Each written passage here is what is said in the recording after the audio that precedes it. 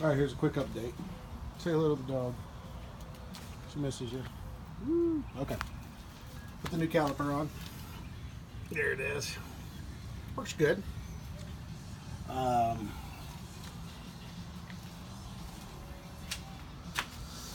Replaced the, I just pulled the back wheel off and put it back on because I replaced the pads in the brake, and I actually turned the disc down. You're like, what? I had a disc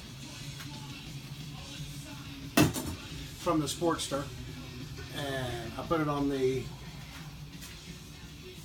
turn here. I should have videoed this, but I bolted it down, put it up underneath the cutter, and just slowly turned it and got all the high ridges off it. I still need to buy a new one, and I'll have it replaced when I buy a new tire. But for right now, I had to get the brake pad up because it was going metal to metal. But you can't really see where I turned it because it's on the inside. The outside I didn't really touch.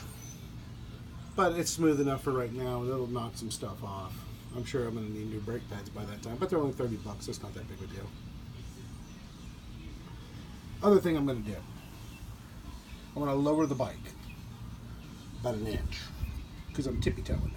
Now they make these things online. There's the, whoops, that's a rotor. Hello. I'm going to pull the shock off, but there's a little bracket here that the shock goes on.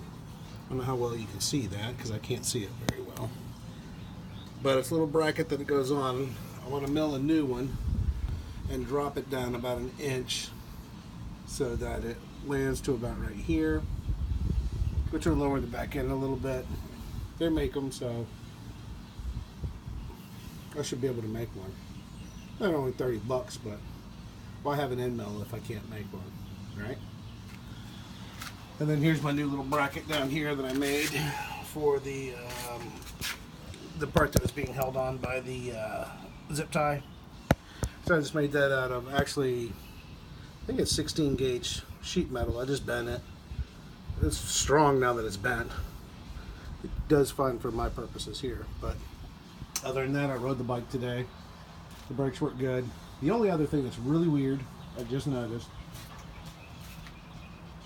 when I was riding today, see if you can see what I'm talking about.